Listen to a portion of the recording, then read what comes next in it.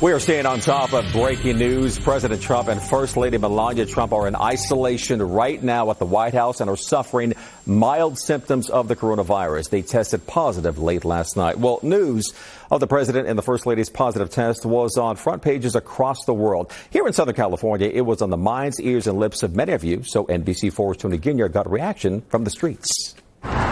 At Laurel Canyon News, you'll find a few headlines about the positive COVID diagnosis for the president and First Lady, and lots of opinions. It's always bad news when you hear somebody getting this virus, and I hope people realize it is not a hoax. The newsstand carries roughly 12 different newspapers, but customers looking for the latest on Mr. Trump and the First Lady had to go online. No, I think they print those papers up pretty early. This is one of those situations where timing is everything. The president posted his tweet confirming he tested positive at 9:54 Pacific time, much too late for most newspapers to get it on the front page. I've had a few customers come expecting it to be on the cover of the LA Times. But it's on the LA Times digital edition. The headline, Trump tests positive for coronavirus.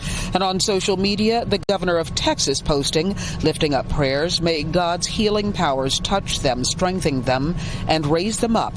While a post by Hu Xijin, the editor of a Chinese state-owned tabloid, begins, President Trump and the First Lady have paid the price for his gamble to play down the COVID-19. The world is watching in horror what's going on here. Customer Rob Urich bought a Daily News without glancing at the headline. His reaction after pointing it out?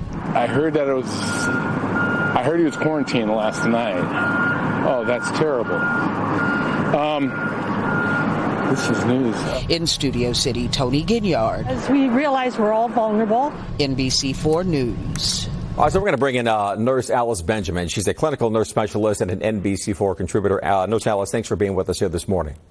Thanks for having me, Michael. Let's dive into this here. We're told the president and First Lady are experiencing mild symptoms, but there's a chance the president's symptoms may become more severe. So let's talk about his risk factors. Right. So when we're looking at the president actually has multiple risk factors. So he's 74. And what we know is that a majority of people aged 65 and older are at higher risk for contracting the virus, as well as having more severe complications. You see the president's height and weight there, but what we're looking at specifically is his BMI, 30.5. So he's clinically obese. So being obese puts you at 3 times higher risk for having complications of the disease and 5 times greater at risk of hospitalization. And what we know is that 80% of people his age who meets his criteria are the ones who've died from coronavirus. The president is also taking cholesterol medications. He's on aspirin. It's been mentioned that he has atherosclerosis. So all of these things together, along with the cavalier attitude that he's had, is really what's put him at risk for contracting coronavirus. And now we're going to have to wait and see what his symptoms begin to look like. All right. Well, we've heard about remdesivir and convalescent plasma therapy. Are these possible treatments or options for the president?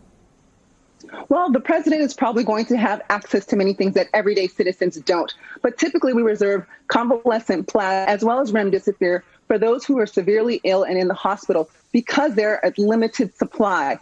Now, they are available. However, there does come a risk with using these therapies. And again, we typically don't use these until someone is severely ill and symptomatic. All right. Joe Biden announcing just a short time ago that they have tested negative for the virus. But look, Nurse Alice, has only been 3 days since Biden shared a stage with President Trump, although it was physically distant. So is Biden still at risk of testing positive down the line?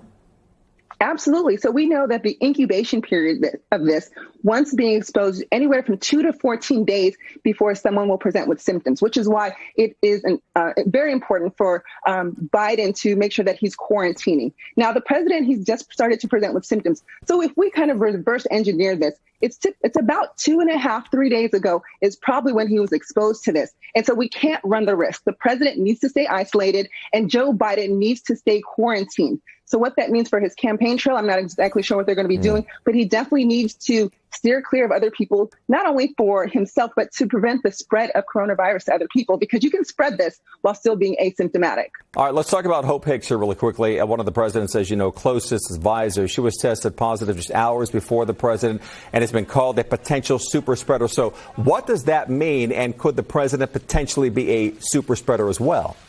Right. So a super spreader is someone who is infectious and symptomatic. So there is footage and photos of her getting on the aircraft with the president, photos of her sitting across from the president at a time where maybe she didn't test positive. But again, if we reverse engineer this, 2.5, 3 days before testing positive, someone is still infectious. So that was the time frame in which she was with the president and could be how he became exposed to coronavirus.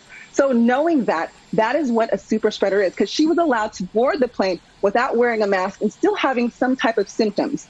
And so when you're having those symptoms, your viral load is higher, meaning that you're going to shed the virus more. And when you're coughing and sneezing, that can actually increase the spread of the virus as well. So very likely, that close contact with her closer than 6 feet for more than 15 minutes put him at a higher risk for getting coronavirus. A lot of layers to this. All right, Nosalis, we appreciate your time this morning. Thank you. All right, well, the State Department of Public Health could soon set guidelines to allow theme parks to reopen. Theme parks like Disneyland and Universal Studios have been left wondering when the state would include them in the